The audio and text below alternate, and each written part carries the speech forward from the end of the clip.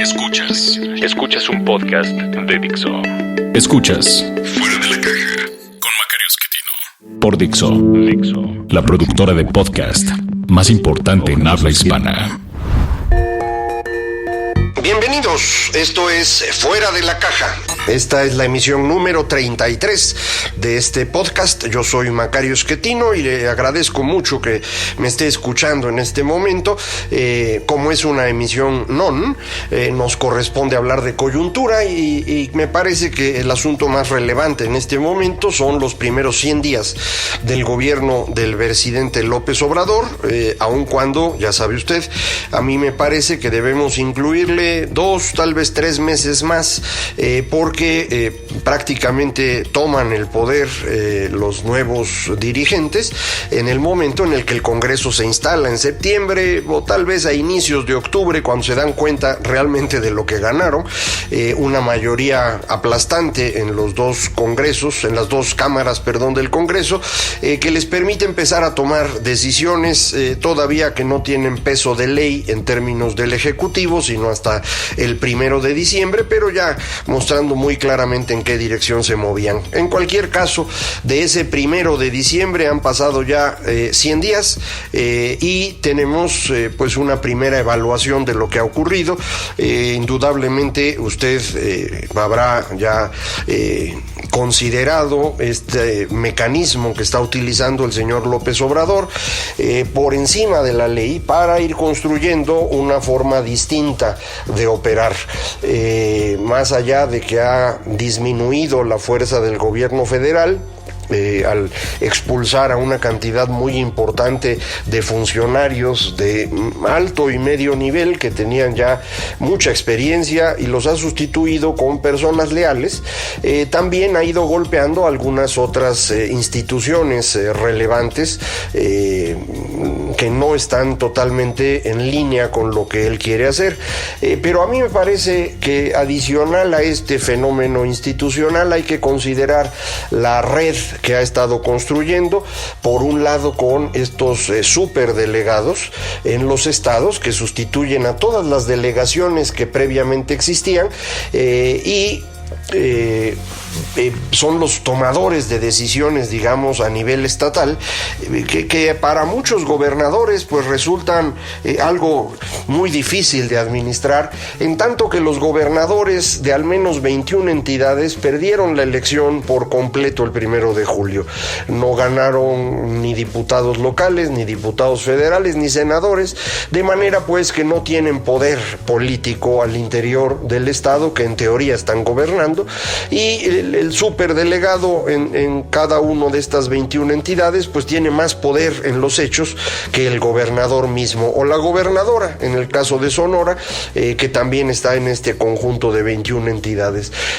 Además de esta estructura está el grupo que se ha dado en llamar servidores de la nación, que propiamente hablando no forma parte del gobierno, sin embargo ha realizado el llamado censo de bienestar, en donde se identificaron casa por casa las personas que tenían necesidades que caen dentro de la lógica de apoyos en efectivo que está promoviendo el gobierno federal, es decir, personas mayores, jóvenes que no estudian o trabajan, personas con discapacidad. También, entiendo, se identificaron estos pequeños negocios agropecuarios que pudieran tomar crédito a la palabra o que pudieran recibir ya sea un animal para su ganado o algún apoyo de este tipo. Hay varios programas que han estado mencionando, no tengo yo todavía idea clara de cómo van a funcionar, pero los han ido anunciando y efectivamente el censo sí se llevó a cabo. Un censo que a mí me parece viola la ley electoral, en tanto que las personas que llegan a solicitar la información piden datos, piden IFE, toman foto y en muchas ocasiones se refieren a ser representantes del gobierno de López Obrador, algo que no puede hacerse. Sin embargo, bueno, pues usted ya sabe que tanto López Obrador como pues muchos de los que lo acompañan nunca han sido muy respetuosos de la ley, de forma pues que continúan actuando como siempre, a lo mejor mejor no se dan cuenta que cuando uno es gobierno solo puede hacer lo que la ley expresamente le permite, y ellos siguen actuando como si fueran oposición, haciendo todo lo que la ley estrictamente no prohíbe, o como ha sido el caso de López Obrador en todo el tiempo que fue oposición, pues haciendo todo lo que quiere, y ya si lo regañan se regresa, y si no, pues se sigue. Entonces esta estructura paralela al gobierno a mí me parece preocupante, en tanto que pues no está controlada de una manera estricta, digamos, por la ley, y esto podría llevar a circunstancias difíciles en el futuro. Tiene mucho parecido con lo que se hizo en otros países de corte populista o incluso socialista, como sería el caso de Cuba, en donde se construyeron estas redes que eventualmente sirvieron para sostener a un gobierno autoritario. Entonces podría ocurrir eso mismo en México, y me parece es algo preocupante. Si combina uno la destrucción de las instituciones con la construcción de esta red, pues la preocupación tiene un poco más de fondo. Adicionalmente a estos fenómenos políticos, en materia económica, lo que ha estado ocurriendo en los primeros meses del gobierno de López Obrador no ha sido muy positivo. Todo parece indicar que el momento que cambia la dirección que traía la economía es la cancelación de la construcción del aeropuerto. Es una obra muy grande, lo hemos platicado muchas veces, una inversión muy importante, la más grande en muchos años en México, y pues se canceló sin ningún argumento de fondo, muchos cuentos alrededor, desde asuntos de corrupción hasta rescatar un supuesto lago en Texcoco que hace muchos años no existe, pero en cualquier caso se cancela, y los empresarios parecen haberse preocupado con ello y reducido la inversión. Al menos eso es lo que indicaban los datos de noviembre y diciembre. De enero apenas empezamos a tener alguna información. En enero, por ejemplo, se vendieron más autos, se construyó un poquito más, y esto permite pensar que los datos de inversión de enero no van a ser negativos. Pero en febrero la venta de autos se vino abajo, y lo mismo ocurrió con las ventas de las cadenas de autoservicios, de forma pues que parecería que en el mes de febrero los datos ya no van a ser tan buenos. Cuando uno considera los primeros 3 meses, diciembre, enero y febrero, con los datos que tenemos, pues a mí me parece que están apuntando a una recesión, es decir, a una contracción de la economía. No quiero decir que estemos en una crisis como la del 2008 o peor, como la de 94-95, eso no está en el radar.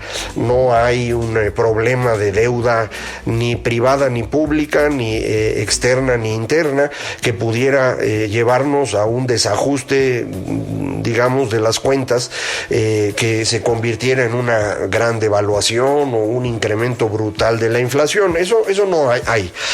Sí hay una menor actividad económica, y cuando me refiero a una recesión quiero decir que 3 indicadores se están moviendo en dirección negativa.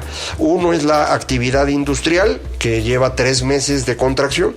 El otro es la generación de empleo, que se contrajo en diciembre, se recuperó un poco en enero y febrero, pero en la tendencia anual se ha venido reduciendo de forma consistente. Y el tercer indicador son precisamente las ventas, que, como le comentaba, pues en febrero son bastante bajas, en enero parece que también lo fueron, aunque en autos sí hubo un comportamiento bastante bueno.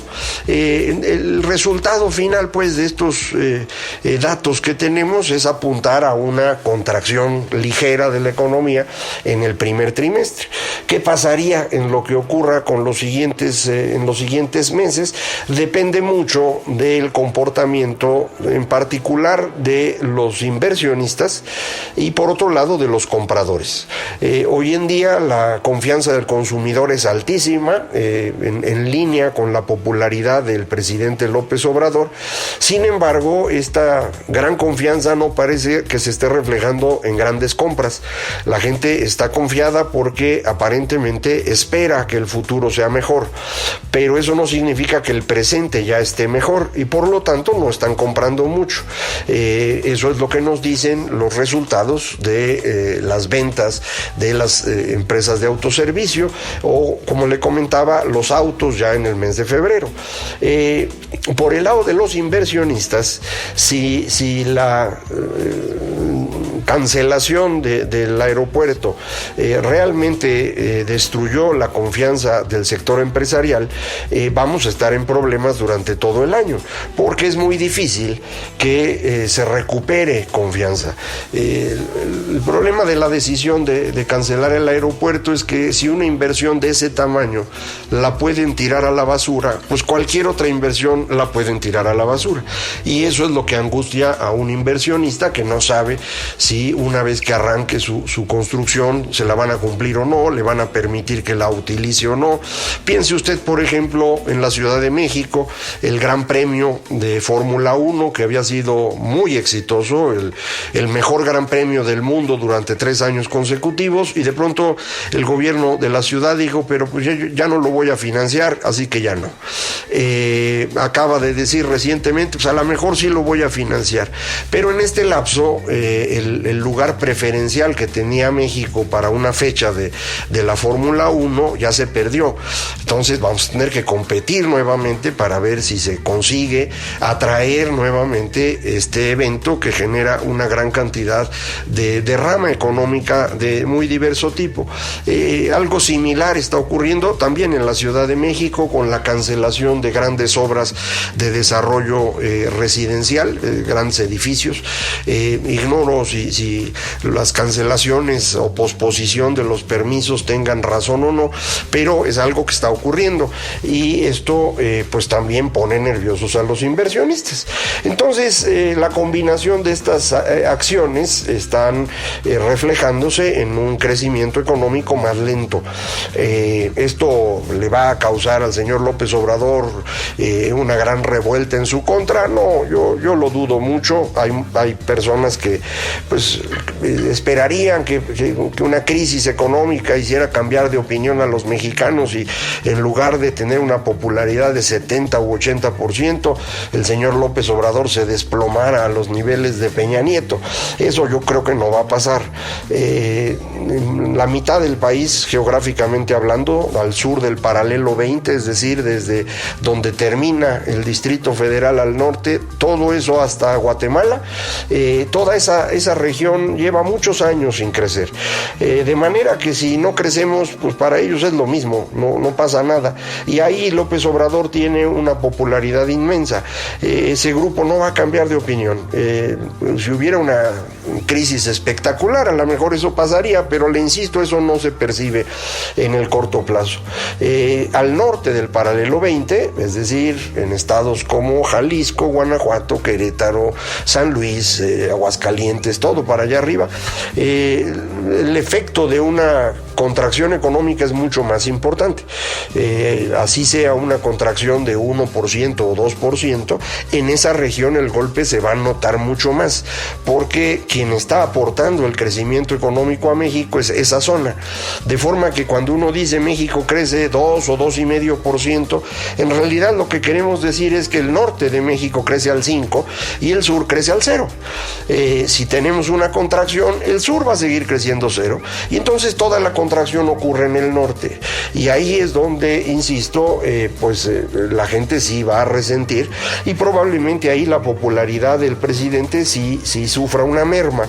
Yo insistiría, no percibo en el corto plazo, y por corto plazo me refiero a lo que resta de 2019, que hubiera una reversión de la popularidad del presidente López Obrador y pasara de tener una popularidad de 80% a tener una popularidad de 30%. Eso yo no creo que vaya a ocurrir.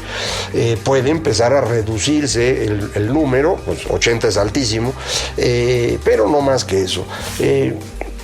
De forma pues que lo que estamos viendo en el arranque del gobierno es la confirmación de que se está transformando el régimen político y se construye un sistema menos liberal. Por menos liberal quiero decir menos instituciones, menos derechos y por lo tanto una democracia menos liberal, o si quiere usted en términos de lo que ahora se usa en el mundo, una democracia iliberal, en donde usted podrá seguir votando, pero habrá menos competencia porque no todos tendrán el mismo apoyo para competir. Un buen ejemplo es reducirán el dinero a los partidos políticos y esto le causa un daño muy serio a toda la oposición, pero a Morena no, porque Morena vive de los programas sociales del gobierno, de manera que no van a tener dificultad. Entonces habrá menos competencia electoral. También habrá fuentes de información menos abundantes, con información menos confiable. El mismo presidente todos los días en la mañana da información ficticia, inventada, ocurrencias o mentiras flagrantes o descalificaciones a sus opositores y no tiene empacho alguno en ello.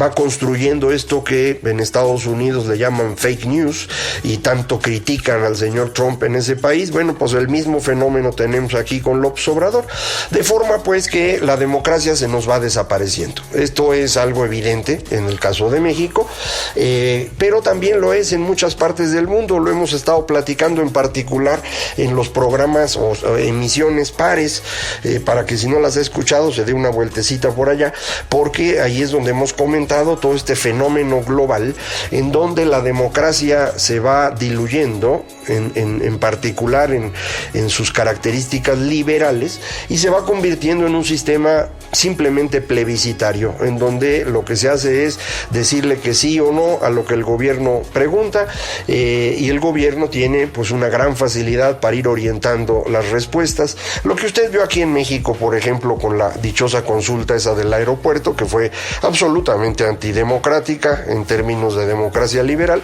pero le sirvió de excusa al señor López. Bueno, así hará con otras cosas en el futuro cercano, no tenga duda. Al mismo tiempo que la democracia se va diluyendo, la economía, en el caso de México, pues sufre un bache, digamos, que no es una crisis profunda ni nada parecido, y este bache va a durar, pues yo creo que un rato. Podríamos estarnos varios años con crecimientos muy pequeños, menores al 1%, con momentos negativos, como yo creo que estamos ahora, pero no es un golpe tan duro como para que la población lo resienta. Es, digamos, un empobrecimiento paulatino. Para cuando la población se da cuenta del empobrecimiento, pues ya es muy tarde, porque para ese entonces la democracia ya no existe. Entonces ya no hay forma de que las quejas se reflejen en un cambio de gobierno. Esto es lo que ha ocurrido en muchas partes del mundo, está ocurriendo hoy en muchos países, incluso de los que llamamos desarrollados, y sin lugar a dudas yo creo que está ocurriendo aquí en México también. Frente a esto, muchas personas dicen, ¿y qué hacemos? Pues a mí me parece que parte de lo que hay que hacer es lo que estamos haciendo ahorita, platicar del tema, informarnos lo más posible, continuar opinando los que tenemos esa responsabilidad y ese honor, pues tener mucho cuidado de mantener las cosas lo mejor trabajadas posible para ayudar a una mejor construcción de ideas de parte de la población, y creo que en la mitad norte de México es donde vamos a ver acción.